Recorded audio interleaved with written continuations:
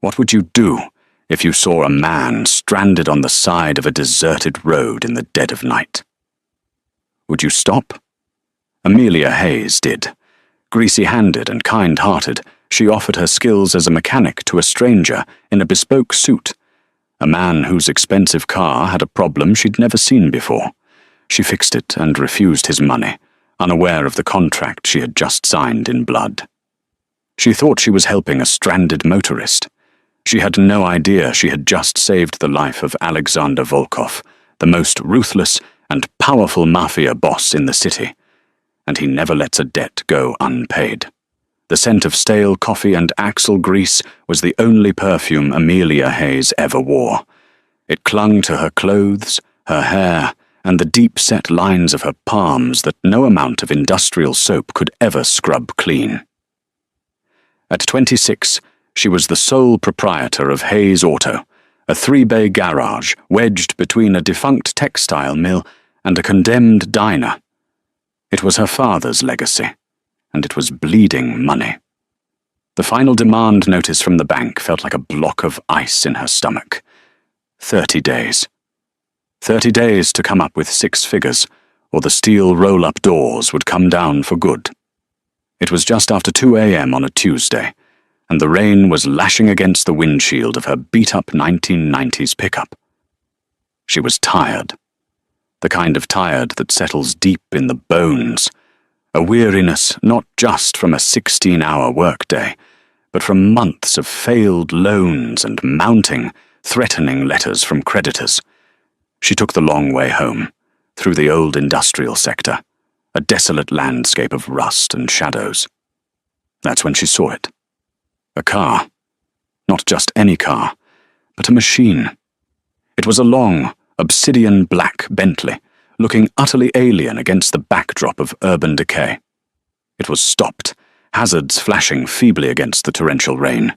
Standing beside it, illuminated in the weak pulse of the lights, was a man. He was tall, wearing a suit that probably cost more than her garage was worth, and he was staring at the front of his car with a look of controlled fury. Every instinct screamed at Amelia to keep driving.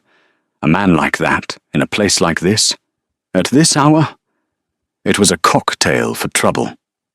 But her father's voice echoed in her head. A person in a broken-down car is just a person, Amy. You help him. No matter what. With a sigh that fogged the inside of her windshield, she slowed, pulled her truck in front of the Bentley, and flipped on her own hazards.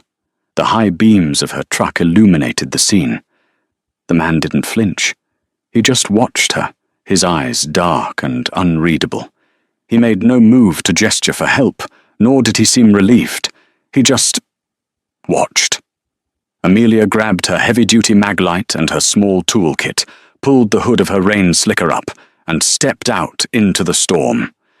"Having trouble," she shouted over the wind. The man's eyes narrowed. He was older than her, perhaps mid-30s, with a face that looked carved from hard angles. His dark hair was soaked and plastered to his forehead, but he seemed utterly indifferent to the cold and the rain. "That's a reasonable assumption," he said. His voice was deep, smooth, with an accent she couldn't quite place. It wasn't friendly. Amelia ignored his tone and shone her flashlight at the front grille. "Pop the hood." He didn't move. "I don't need a tow. I've made a call." "Good for you," Amelia retorted, her patience already thin. "But your call is probably half an hour out, and you're in a car that's broadcasting 'Rob me' to every desperate person in a 5-mile radius. I'm a mechanic. Let me look. Or don't. I don't care." She turned to go. "Wait." The single word cut through the rain. It wasn't a request. It was a command. She turned back. He had a remote in his hand and pressed it. The hood of the Bentley popped open with a quiet, expensive snick. Amelia got to work. She shone her light into the pristine engine bay. It was a masterpiece of German engineering, clean enough to eat off, but she spotted it almost immediately, her trained eyes catching what a layman never would.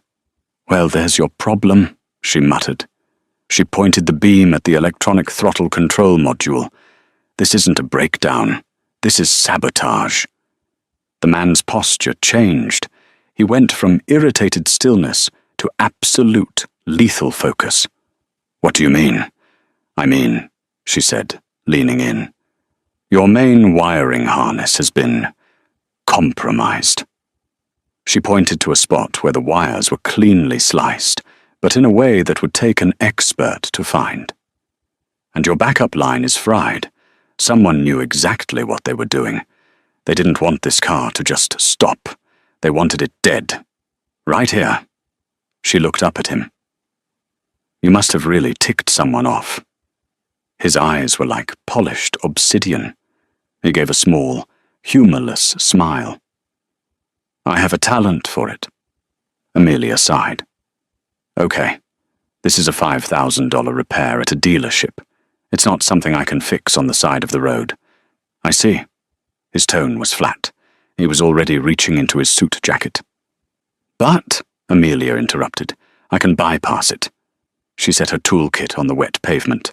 It'll be ugly, it'll void your warranty, and you'll have every warning light on your dash screaming at you. But it'll get you home. For the next 20 minutes, she worked in silence.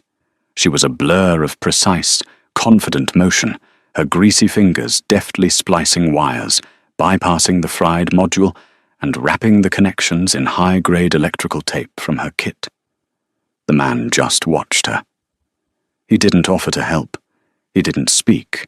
He just stood there, getting soaked, his gaze fixed on her hands, as if she were defusing a bomb. Finally, she wiped her hands on an already filthy rag from her back pocket. Okay, try it. He got into the driver's seat. The car, which had been utterly silent, roared to life with a deep, throaty vroom. As she predicted, the dashboard lit up like a Christmas tree. He got out of the car, his expression unreadable. He walked over to her, pulling out a thick, monogrammed leather wallet. He began to pull out bills. Large ones. Amelia held up a hand. Don't! He paused. I pay for services rendered. I didn't do it for money, she said, packing up her tools. My dad always said, you help people who are stranded. That's it. No charge. I'm not people, he said, his voice dropping. And this wasn't a service. You're a professional. You deserve payment. And I'm declining it, Amelia said, her temper flaring. She was tired of rich people thinking a handful of cash could solve anything. Just get home safe, and maybe find a new route. She slammed her truck's toolbox shut and headed for her door. Ms. Hayes. She froze. Her hand was on the door handle. She hadn't told him her name. She looked back, and her eyes darted to the side of her truck. The Hayes Auto logo was there, faded but readable, along with the phone number. He was holding out a business card. It was thick, heavy cardstock, pure black with embossed silver lettering. It said, AV Enterprises, Alexander Volkov. There was no title, no address, just a phone number. I don't need a card, she said. Take it, he insisted. He wasn't asking. He stepped forward, and before she could protest, he gently but firmly pushed the card into the chest pocket of her greasy overalls. His fingers brushed the fabric, and a strange jolt, like static, passed between them. I repay my debts, Alexander Volkov said. His eyes held hers. Always. Amelia just stared at him, unnerved. It's not a debt, it's a courtesy. Have a good night. She got in her truck, started the engine, and pulled away, her heart hammering for a reason she couldn't explain. She watched him in her rearview mirror, a tall, dark silhouette against the powerful headlights of his resurrected car. She drove home, tossed the card on her cluttered kitchen counter, and fell into bed, dismissing the encounter as just another weird night in a weird city. She had no idea that she hadn't just fixed a car. She had interrupted an assassination, and Alexander Volkov, the man the underworld called the Ghost, now owed her his life. 3 days later, Amelia was knee-deep in the engine of a rusted-out minivan when a man in a crisp suit walked into her garage. He wasn't a customer. He smelled like new money and expensive cologne. "Amelia Hayes?" he asked, looking around the grimy office with poorly concealed disdain. "That's me," she grunted, not looking up. "If you're here about the First National loan, I'm working on it. Your boss will get his money." "I'm not from the bank, Ms. Hayes. I'm Mr. Peterson from Sterling Properties. The bank no longer holds your note." Amelia finally stood up, wiping her hands on a rag. "What? Who bought it? I'm not selling." Mr. Peterson smiled, a thin, reptilian expression. "It's not a negotiation. The new owner of your debt is an associate of mine. He has, however, instructed me to deliver this." He slid a manila envelope onto the counter. Amelia opened it. Inside was a single document. She read it, her eyes widening. She read it again, and a third time. It was a paid-in-full notice. The entire six-figure loan, including interest and penalties, had been settled. I don't understand," she stammered. "Who did this? Why?" "My associate believes in community investment," Peterson said smoothly. "The property is yours, free and clear. He wishes you well." Amelia's blood ran cold. This wasn't a gift. It was a chain. "Who is he? I can't accept this." "You already have," Peterson said. "The debt is settled. There's nothing to accept." He turned and walked out, leaving Amelia staring at a piece of paper that represented both her salvation and her damnation. She ran to her counter, frantically digging through the pile of receipts and junk mail. She found it. The black card. AV Enterprises. Her hands were shaking as she dialed the number. It rang once. "Yes." The same deep, smooth voice from the roadside. "This is Amelia Hayes," she said, her voice unsteady. You paid off my garage." There was a pause. "As I said, Ms. Hayes, I repay my debts." "This isn't a repayment. This is a fortune. I won't accept this. I'll pay you back. I'll set up a plan. No," he said, cutting her off. His voice was calm, final. "You will not. The matter is closed. It was a business transaction." "What business? What do you want from me?" she demanded, panic rising in her throat. "I wanted to settle a debt. I have done so. Goodbye, Amelia." The line went dead. Amelia felt like she was going to be sick. This wasn't real. People didn't just pay off other people's crippling debt. Not unless they wanted something in return. Something more than money. But the next week, things got stranger. The loan shark who had been sending threatening letters about her father's old business debts, a separate, more dangerous problem, suddenly went silent. A man named Ricky, who had twice come by to remind her of her obligation, didn't show up. When she cautiously called the number she had, it was disconnected. Then, a massive shipment of high-end diagnostic tools she had ordered months ago and cancelled because she couldn't afford the down payment arrived on a flatbed truck. The invoice was stamped. Paid. Amelia was living in a state of terrified confusion. She was no longer drowning in debt, but she felt like she was in deeper water than ever. She went to work. She fixed cars, but she was constantly looking over her shoulder. Every customer was a potential threat. Every black sedan that drove past her garage made her heart leap into her throat. She was being watched. She could feel it. Across town, in a penthouse office that viewed Apex City as a glittering map, Alexander Volkov stood at a floor-to-ceiling window. "She's scared," said a man behind him. This was Ben Carter, his head of security, his right hand, the only man he trusted implicitly. "She should be," Alexander said, not turning. "She's smart. She knows this isn't a gift." "The debt is paid, Alex. You saved her garage. You're square." "Square?" Alexander turned. His eyes were cold. "She saved my life. Thorne's men had me bracketed. They knew my route. They knew the car's weaknesses. It was a perfect trap. That tow truck she mentioned? That was the hit team. They were 10 minutes out. If she hadn't stopped, if she hadn't been able to do the impossible and bypass that system, I'd be a body in a ditch. So you paid her. Generously. She refused my money, Alexander said, a flicker of something, admiration, curiosity in his gaze. She has integrity. It's a rare commodity. And now she's a loose end. A loose end? Ben looked confused. She's a mechanic. She doesn't know anything. She knows my face, Alexander corrected him. She knows I was vulnerable, and Marcus Thorne knows his hit failed. He's going to wonder why. He's going to backtrack. He's going to find out who was on that road.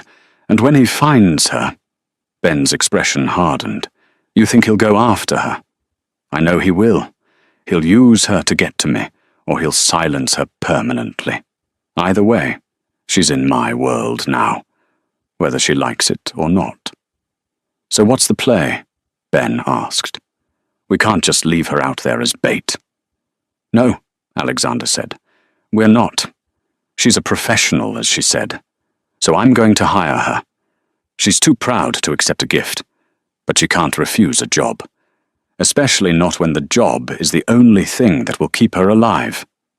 He picked up his phone. Get the car. We're going to Hayes Auto. Amelia was welding a cracked exhaust bracket when the shadow fell over her. She flipped up her mask, her body tense. Alexander Volkov was standing 2 feet away, looking as immaculate in a dark grey suit as he had on the side of the road. His car, a different one this time, a matte black Audi RS, was parked silently in her driveway. Ms. Hayes, he said. Mr. Volkov. She set the welding torch down, her heart thumping a heavy, fearful rhythm. I told you, I'm going to pay you back. We've already discussed that, he said, dismissing her words with a wave of his hand. I'm not here about the loan. I'm here with a job offer.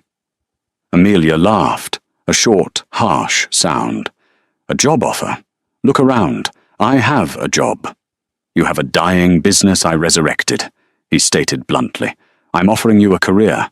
I have a fleet of vehicles, high-end, custom, and sensitive.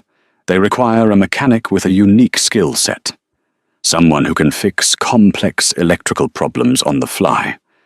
Someone who can be discreet. Someone who knows how to bypass a fried throttle module, Amelia finished, her eyes narrowing. Precisely. I'm not interested, she said flatly. I don't work for whatever it is you do. What I do, Alexander said, is run AV enterprises. We have holdings in shipping, real estate, and private security. My vehicles are targeted by competitors. I need a mechanic I can trust. Someone who isn't already on another's payroll. Someone who owes me. The last 2 words hung in the air, heavy and sharp. I thought you said the debt was paid, she whispered. The financial debt is. But you are now a person of interest to my competitors. The same people who disabled my car. They know a civilian was there. They're looking for you. A cold dread, sharper than any she'd felt before, washed over her. You're lying. You're just trying to scare me. Am I? He asked. He gestured to Ben Carter, who had been standing silently by the door. Ben tapped his phone. Amelia's own phone buzzed. He had sent her a file. It was a short, grainy video from a security camera on a building across from her garage. It was time-stamped from the day before. It showed 2 men in a dark sedan, parked down the street. They were taking pictures of her customers, of her truck. She recognized one of them. It was Ricky, the loan shark. Ricky worked for a man named Marcus Thorne, Alexander said, his voice a low monotone. Thorne is my main competitor. He's the one who put the squeeze on your garage. He's the one who tried to kill me. And now, he knows you were there. He thinks you work for me. Amelia felt her knees buckle. She leaned back against the workbench. You have two choices, Alexander continued. You can stay here, pretend this isn't happening, and wait for Thorn to send men who aren't just taking pictures. Or you can come work for me. I'll pay you 5 times what you make here. I'll give you resources you've only dreamed of. And in return for your services, I will provide you with my personal protection. Protection, she repeated numbly. Like a bodyguard? Like an employer, he corrected. You will be my private mechanic. You will be on call 24/7. You will work on my cars and my cars alone. You will live in a secure apartment I provide. You will be an asset. An asset, she whispered, the word tasting like poison. A prisoner. A protected asset, he said. It's a better offer than Marcus Thorn will make. Amelia looked around the garage, the worn tools, her father's old toolbox, the smell of grease. It was her whole life, and it was now a target. Do I have a choice? She asked. Not a survivable one, Alexander replied, with no hint of apology. If I do this, my garage, what happens to it? It's yours. I'll have a management team run it for you. You'll receive the profits, or you can sell it. It doesn't matter to me. She looked at her hands, covered in grease and nicks, her father's hands. He had built this place to be free, and now she was using it to bargain for her life. Fine, she said, her voice shaking with rage and fear. Fine, I'll work for you. Good. Alexander nodded, as if the outcome had never been in doubt. Pack a bag, just the essentials. Ben will escort you. Now, I can't just leave. You can and you will. He turned to leave. Welcome to AV Enterprises, Miss Hayes. An hour later, Amelia was in the back of the Audi, a single duffel bag at her feet.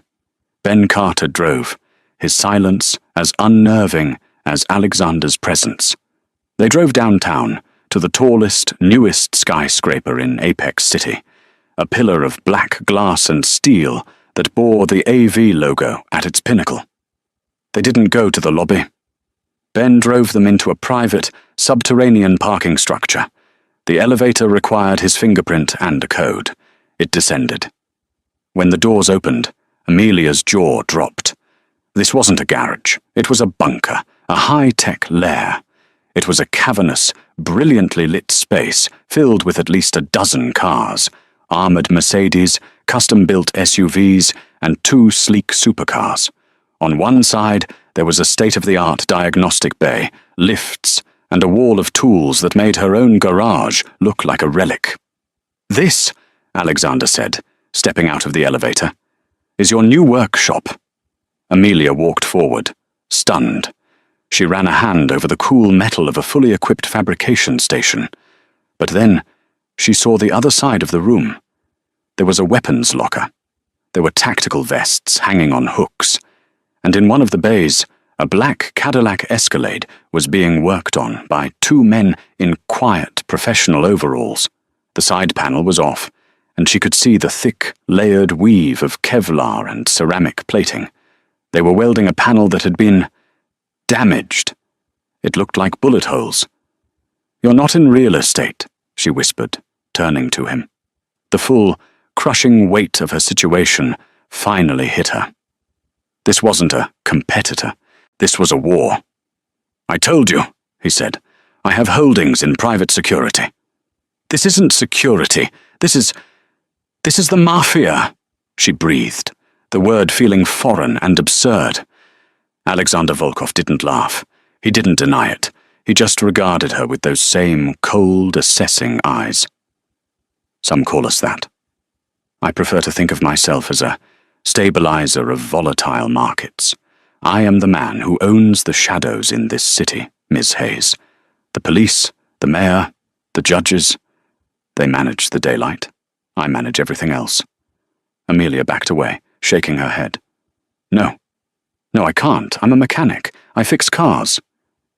And you will continue to fix cars, he said, taking a step toward her.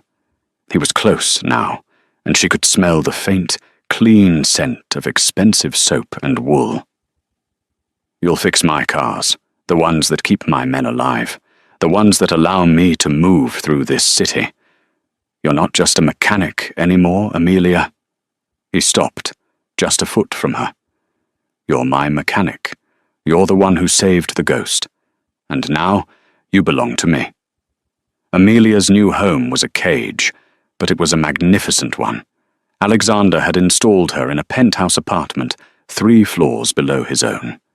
It was a sprawling, sterile expanse of white marble, glass and chrome, with a breathtaking view of the city she was no longer free to walk in. She was paid a weekly salary that was more than she used to make in 3 months. She had a private elevator that took her directly to the bunker garage. She was watched, always.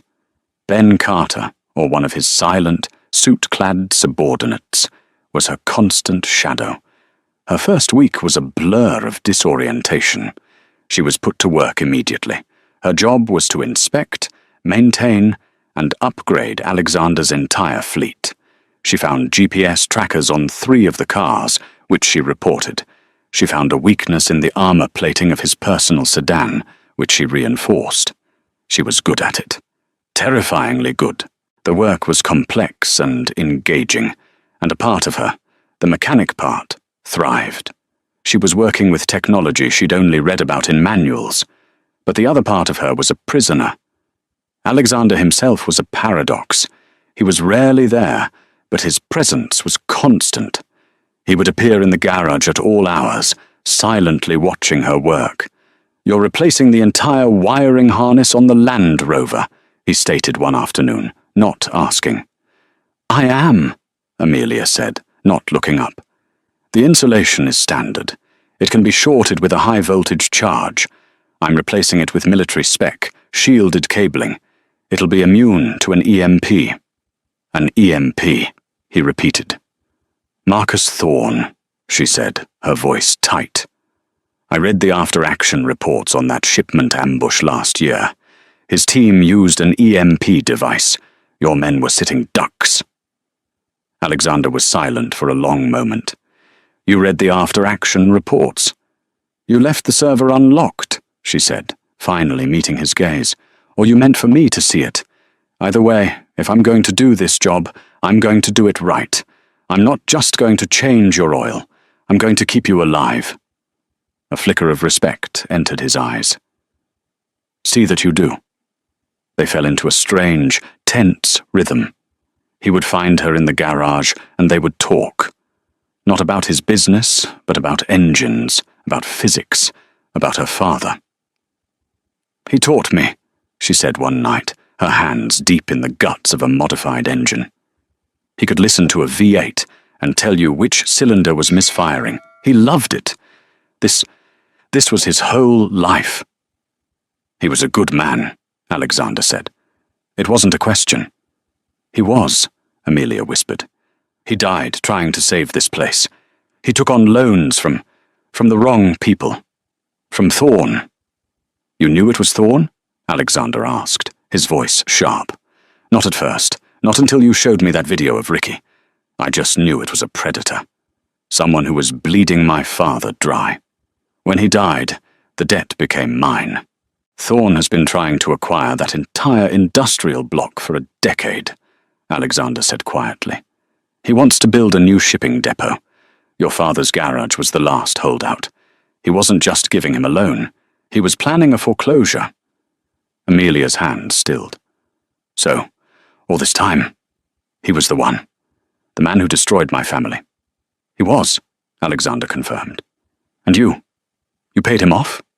You gave my enemy money?" "No, Amelia," Alexander said, his voice turning cold as steel. "I didn't pay him off. I bought your debt. I am the new lien holder. Marcus Thorne didn't get a single dollar. He lost his leverage. He lost you." The implication was staggering.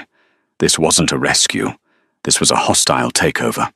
Alexander hadn't just saved her from Thorne. He had taken her from him. "Why?" she breathed. "Just to get at him?" "At first," Alexander admitted. It was an opportunity to needle an opponent. And then he tried to kill me. And you were the one who stopped it. That made you valuable. That made you mine. Before she could process this, an alarm blared, a silent one that flashed on Ben Carter's tablet. "Boss," Ben said, appearing at the garage entrance. "Thorne is here." Amelia's blood froze. "Here, in the building." "At the gala," Alexander said, his face hardening into an impassive mask. He looked annoyed. "The mayor's charity ball. I'd forgotten." He looked at Amelia, a long, calculating look. "You're coming with me." "What?" "No, I'm not. I don't go to galas." "You do tonight?" He was already walking to the elevator. "Thorne has been sniffing around, trying to find out what I took from him. He thinks it's a thing, a weapon, a piece of information. He doesn't know it's a person. Tonight, we'll show him." "Show him? You want to parade me in front of him? I'm not a trophy." Alexander stopped and turned to her. "No, you're not. You're a shield. You're the only person in that entire ballroom who isn't allied with me, or against me. You're the only person I can stand next to and know, for a fact, you're not trying to stab me in the back." "Now," he said, his voice softening just a fraction, "go upstairs. There is a closet in your apartment. Pick something." An hour later, Amelia was unrecognizable. The white marble apartment had a walk-in closet filled with clothes in her size. She had chosen the simplest, most severe dress, a column of dark emerald silk that left her shoulders bare. Her hair was pulled back in a sleek, low bun, a few tendrils escaping. The grease was gone from under her nails, but her hands were still calloused. When she met Alexander at the private elevator, his eyes swept over her, a slow, appreciative inventory that made her skin heat. "Emerald," he said. "A good choice." The gala was a sea of glittering phonies, politicians, judges, and businessmen, all smiling and shaking hands. Amelia recognized the mayor and the chief of police, both of whom greeted Alexander with a deference that bordered on fear. "They all know who you are," she whispered, clinging to his arm. "They all know who pays for their campaigns," he replied, handing her a glass of champagne. "Drink. Try to look like you're not facing a firing squad." And then she saw him. Marcus Thorne. He was the opposite of Alexander. Where Alexander was cold, dark, and precise, Thorne was flashy. He wore a tuxedo with a velvet jacket, his hair was slicked back, and a massive diamond glittered on his pinky. He was laughing, a loud, braying sound, surrounded by people. Then his eyes found theirs. He locked onto Alexander, and then his gaze shifted to Amelia. His smile vanished. Recognition dawned. He knew. He detached himself from his group and glided toward them. "Volkov," Thorne said, his voice oily. "I didn't think this was your scene. And you," he said, turning his full, predatory attention to Amelia. "The little mechanic. My, you clean up well." Amelia's hand tightened on Alexander's arm, her knuckles turning white. "Thorne," Alexander said, his voice a polite, icy blade. "I'm surprised to see you out. I heard you'd had car trouble recently." Thorne's eyes flashed. "Things break. I replace them. Though I am curious, you seem to have acquired some of my property." His eyes licked over Amelia again. "I was under the impression that Garage was about to be mine." "Your impression was mistaken," Alexander said. "I found the business, and its owner, to have potential. I invested." "Invested?" Thorne sneered. "Is that what we're calling it? She's a long way from changing tires. Be careful, Volkov. Taking in strays is a good way to get fleas. And poaching in another man's territory is a good way to get put down," Alexander replied, his voice dangerously soft. The air crackled. The party seemed to fade away. It was just the three of them. Thorn looked at Amelia. "He may dress you up, sweetheart, but you're just a tool, and tools get broken." Before Amelia could even flinch, Alexander moved. It was so fast she almost missed it. He didn't hit Thorn. He simply adjusted the set of Thorn's tuxedo, his hand resting on Thorn's lapel. But the gesture was so intimate, so threatening, that Thorn froze, his smile finally cracking. "This tool," Alexander whispered, loud enough for only the three of them to hear, "is the only reason I'm here to have this conversation. She is under my protection. If you so much as send a man to look at her garage again, I will burn your entire shipping empire to the waterline. Am I clear?" Thorn's face, usually so ruddy, was pale. He slowly, carefully, disengaged from Alexander's grip. "Crystal, Volkov," he hissed. He gave Amelia one last, poisonous look, then turned and stalked away. Amelia was shaking. Alexander steered her toward a quiet balcony. "Are you all right?" he asked. You just threatened him in a room full of people." "No one saw a thing," Alexander said. "They just saw two businessmen having a quiet word." He leaned on the railing, looking at the city lights. He recognized me," she whispered. "I know. He called me a tool. He's wrong." Alexander turned to face her. The moonlight caught the silver in his black hair. "He's a blunt instrument. You're a precision engine. He can't understand you. He can't understand why I would value you." "Why do you?" she asked, her voice small. "Is it just because I saved you?" He was silent for a long time. He reached out, his thumb brushing a loose strand of hair from her cheek. His touch was rough, calloused, like her own, but it sent a shock through her system. "I value you," he said, his voice losing its icy edge, "because you're the only person I've met in 10 years who has looked me in the eye and told me, no. You did it on the side of that road, covered in mud. You did it in your garage, surrounded by my power. You're real. In a world of fakes, you are real." He was so close. She could see the fatigue in his eyes, the immense weight he carried. He was a monster, a killer, a criminal, but in that moment, he was just a man. He leaned in. Amelia's breath caught. She didn't pull away. She was terrified, but she was also fascinated. The kiss, when it came, wasn't gentle. It was possessive. It was a claim, a brand.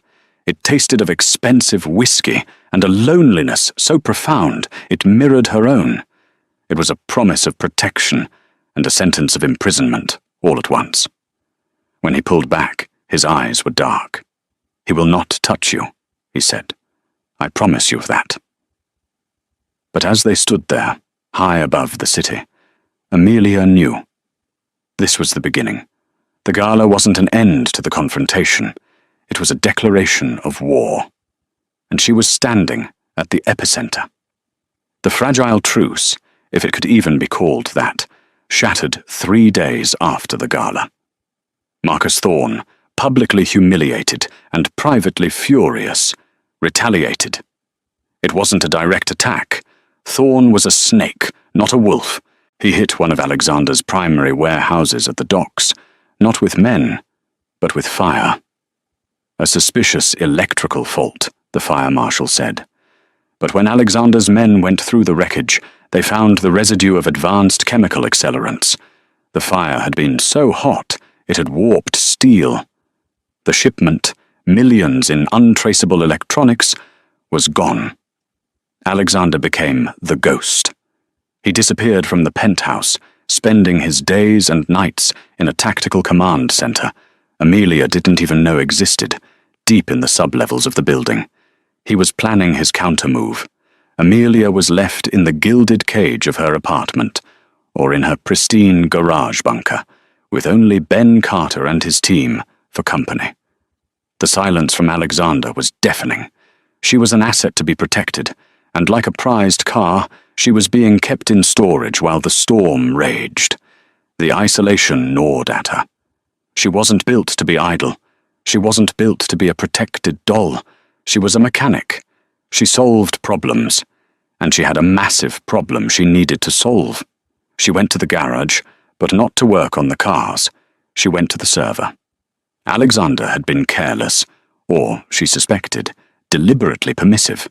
He had left her a high-level access keycard for ordering parts. She found it also gave her access to his unencrypted files. She wasn't looking for business details. She was looking for her. Hayes Amelia, she typed into the search bar. A file popped up. It was a complete surveillance dossier. It had her photo, her social security number, her father's death certificate. And it had the loan documents. She opened the file for her garage. She saw the original loan her father had taken. She saw the predatory interest rate. She saw the name of the shell corporation that had issued it. Thorn Maritime Investments. Alexander had been right. Thorn had been the puppet master from the start. He was the one who had sent Ricky. He was the one who was going to take her garage. Then she saw another file, one she hadn't seen before. Incident report, 10/14/25. A. Volkov, personal. Her breath hitched. That was the night she'd found him on the road. She opened it. It was a full breakdown of the event, written by Ben Carter. Subject Volkov departed safe house at Eero 1:30. Route was standard. Vehicle, Bentley Mulsanne, armored. Incident, vehicle disabled at Eero 1:55, industrial sector, quadrant 4. Cause, deliberate expert sabotage of primary and secondary electronic throttle control. Assassination protocol. Hostile team, Belestar 4-man, call sign Wrecker, was en route. ETA 0210. Amelia's blood ran cold. Wrecker. She remembered Alexander's words. That tow truck she mentioned, that was the hit team. She read on. Civilian, Hayes Amelia. Proprietor, Hayes Auto. Arrived on scene 0158. Motive, apparent Samaritan. Hayes identified sabotage. Bypassed security module. Vehicle operational 0220. Hayes departed scene 0222. Hostile Wrecker team arrived 0225. Found scene empty. Aborted mission. Conclusion, civilian Hayes inadvertently intercepted a level 1 assassination attempt. Her skills are anomalous. She is a high-value, high-risk variable. Amelia sank into the operator's chair. It wasn't a coincidence. It wasn't a simple breakdown. It wasn't just that he was stranded. He was being hunted. He was minutes from being executed. She hadn't just helped him. She hadn't just saved him from a tow. She had saved his life. This changed everything. The power dynamic, which had felt so one-sided, so predatory, suddenly inverted. He hadn't rescued her from Thorn's debt because he was a benevolent shadow. He hadn't even done it as a power play. He had done it because he owed her. He, Alexander the Ghost. Volkov, the most powerful man in the city, was in her debt. A life for a life. The money, the apartment, the protection. It wasn't a cage. It was a desperate, controlling, mafia-style repayment. She was so deep in her thoughts, she didn't hear the elevator. You're not supposed to be in those files. She spun around. Alexander was standing there. He looked exhausted. His suit was rumpled. There was a dark stubble on his jaw and a small, fresh cut over his right eyebrow. The war was not going well. You knew, she whispered, her voice shaking, not with fear, but with a new, cold fury. You knew he was trying to kill you. Alexander's eyes flickered to the screen, then back to her. He didn't deny it. Thorn has been trying to kill me for 5 years. No, she said, standing up. You knew that night. You knew I wasn't just fixing a car. You knew I was saving you from a hit. He was silent. His stillness was his confession. All this time, she yelled, her voice echoing in the concrete bunker. You let me believe you were the predator. You let me believe you had trapped me, that you'd bought me like one of your cars. It was the only way to protect you, he said, his voice a low growl. If you knew the truth, what would you have done? Run? Thorn would have found you in a day. He'd have tortured you for information on me. What I looked like, what I said, how I acted when I was vulnerable. So you made me your prisoner instead. I made you my asset, he roared, slamming his hand on the steel workbench. The sound was like a gunshot. I made you untouchable. I put you in a fortress, gave you a salary that would make a banker weep, and painted a target on my own back at that gala to draw the fire away from you. What more did you want?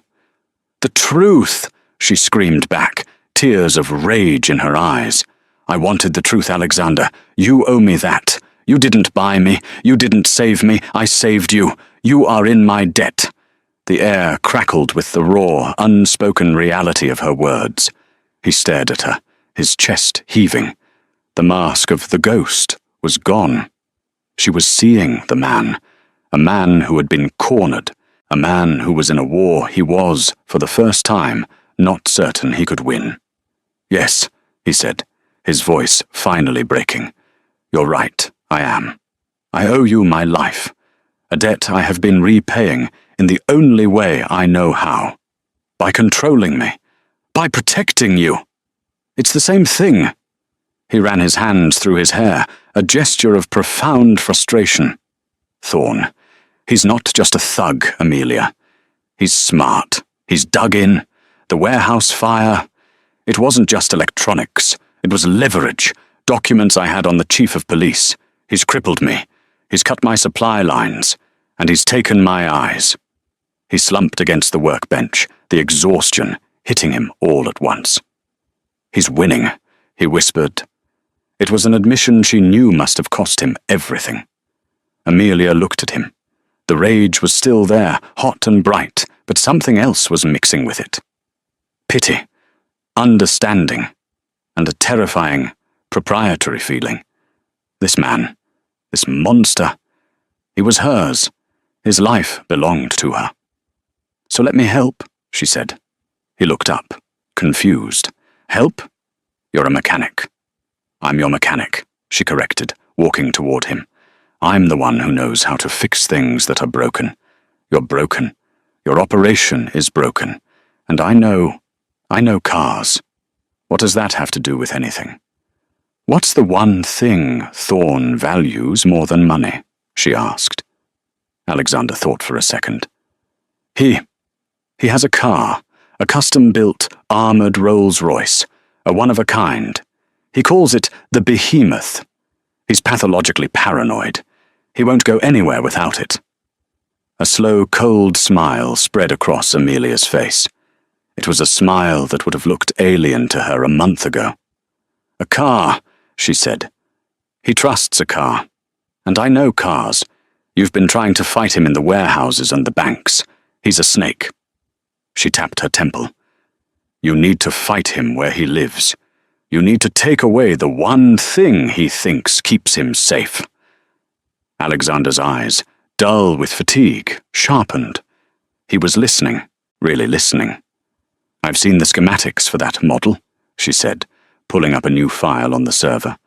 Thorn had it custom armored, but the chassis is the same, and it has a flaw.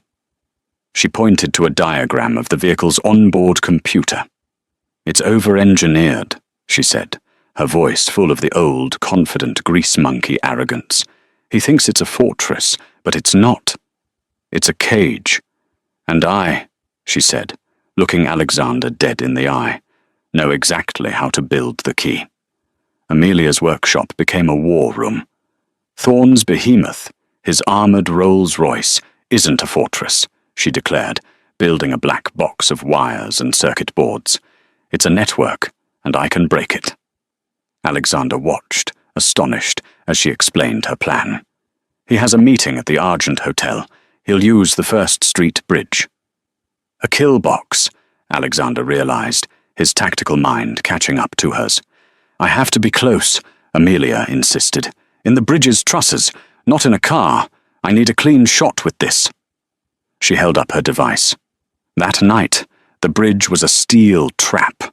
As Thorne's convoy sped across, Alexander's teams, in 2 heavy-duty trucks, executed a perfect pincer movement, ramming the escort cars and trapping the behemoth. From her perch in the cold ironwork above, Amelia pointed her antenna and pressed the button. Below, the Rolls-Royce choked. Its lights died. The engine went silent. She hadn't just shut it off, she had entombed him. While Alexander's men swiftly neutralized the guards, he walked to the dead car and had the door blown off its hinges.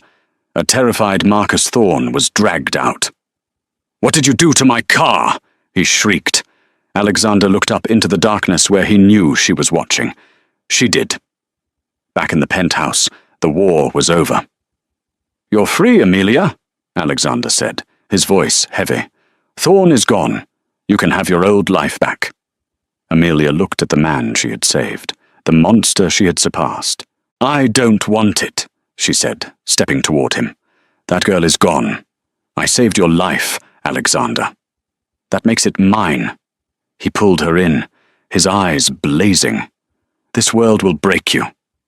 "It already tried," she whispered and kissed him. It wasn't the kiss of a captive. It was the kiss of a queen. And that's the story of how a simple act of kindness on a dark, rainy night changed everything. Amelia thought she was fixing a car, but she was really seizing a throne.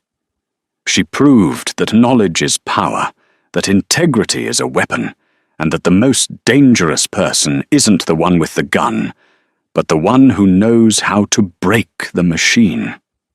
Alexander Volkov may rule the city's underworld, but he is ruled by the one woman who saw the man behind the monster and wasn't afraid. If you loved this story of drama, karma, and dark romance, please show your support. Hit that like button, share this video with a friend who loves a good twist, and most importantly, click subscribe and ring the bell.